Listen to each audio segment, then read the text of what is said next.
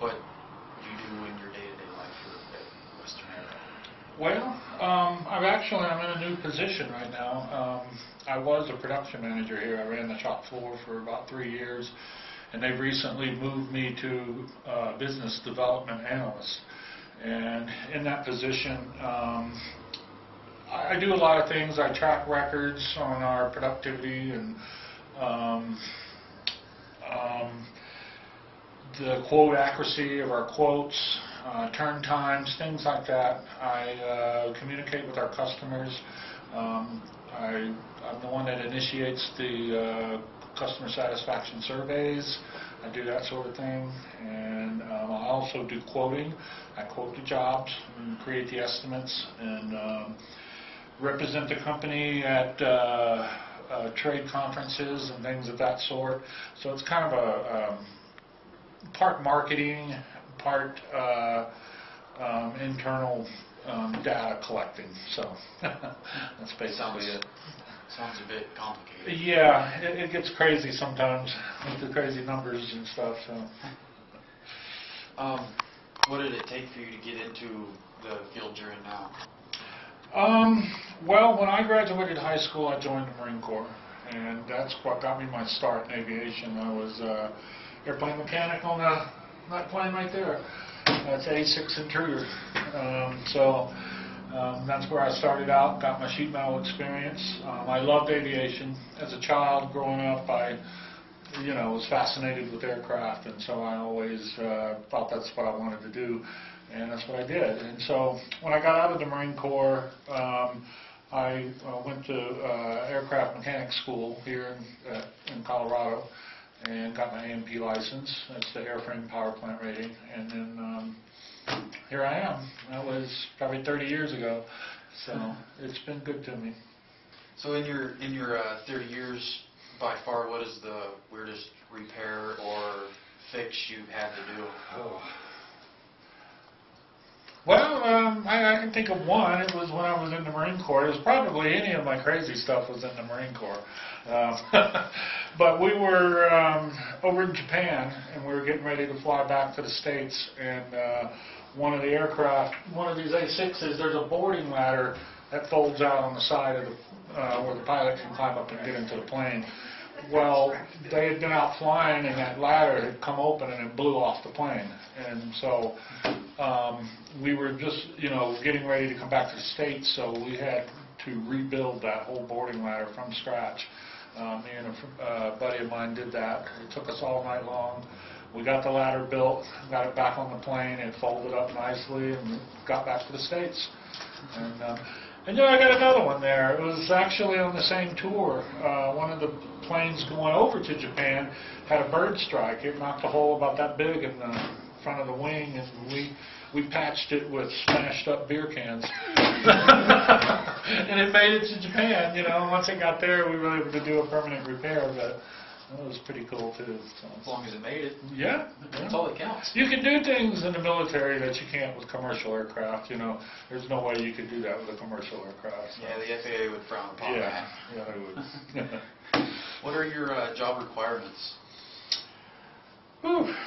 That's a good question, because they just put me in this position a few months ago, and I'm still trying to figure that out. What do you mean, though, by that? I mean, job requirements? Like, what did it take for you to get to this position? Oh, okay. You don't have to, but you should be going to an aircraft maintenance school to get your airframe power plant rating. You can get either one or the other, airframe or power plant, but most people get both. It allows you to do pretty much anything on the airplane. So that's about a 2-year course. They send you out of there now with an associate's degree, when you get through the course.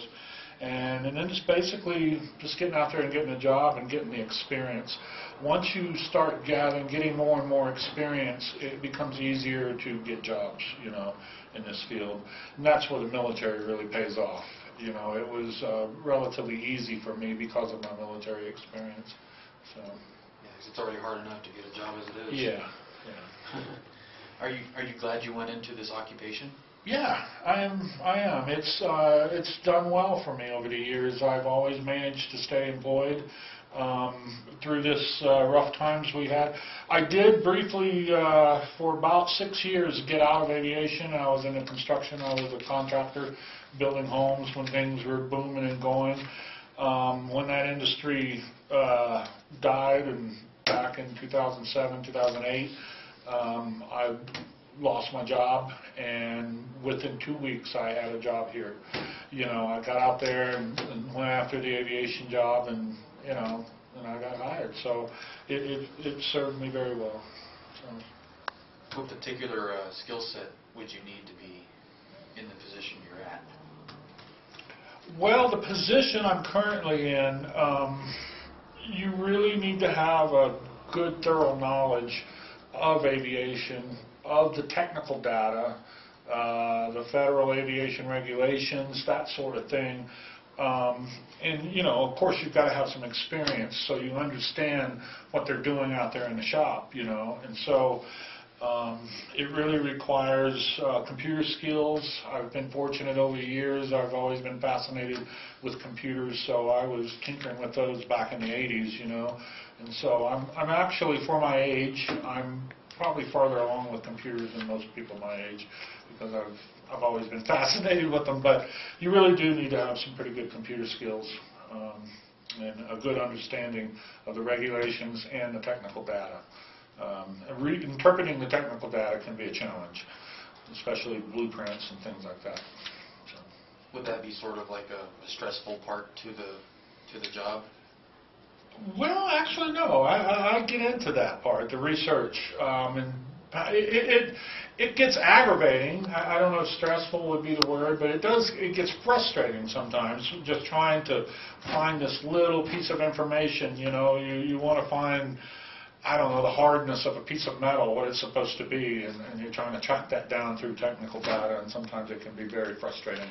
You find out everything in the world about this part, except for the little thing that you need. So. Of course, isn't that the way it's supposed to be? That's smart people off. So. Yeah. Who inspired you to go into the career?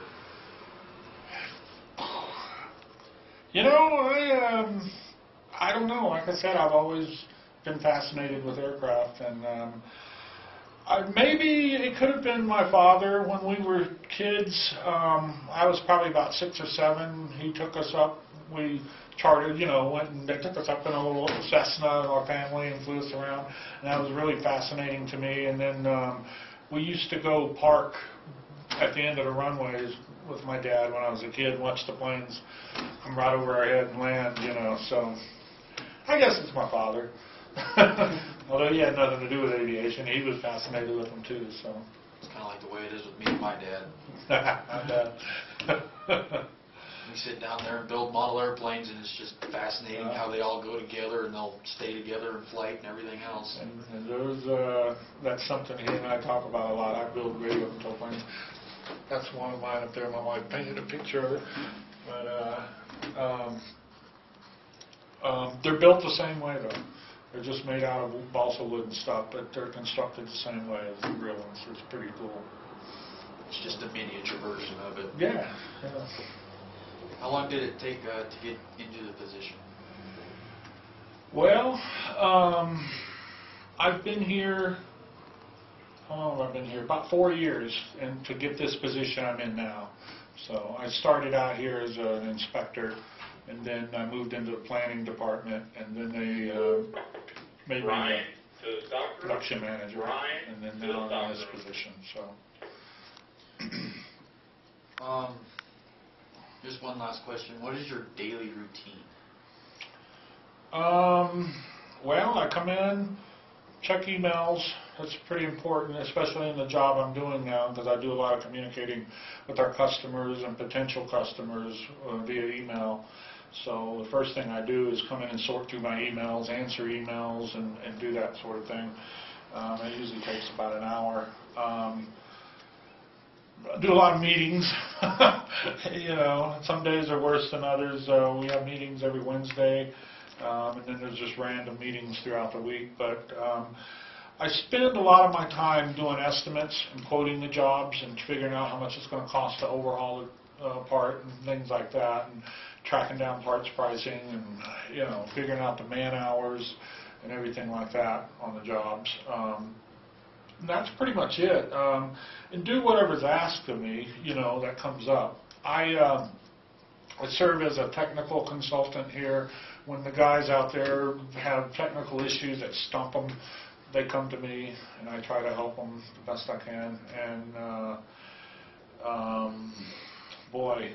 I assist with the quality assurance manager. He works on ISO type things, and we're trying to become ISO certified, which is just a management system that's recognized throughout the aviation industry.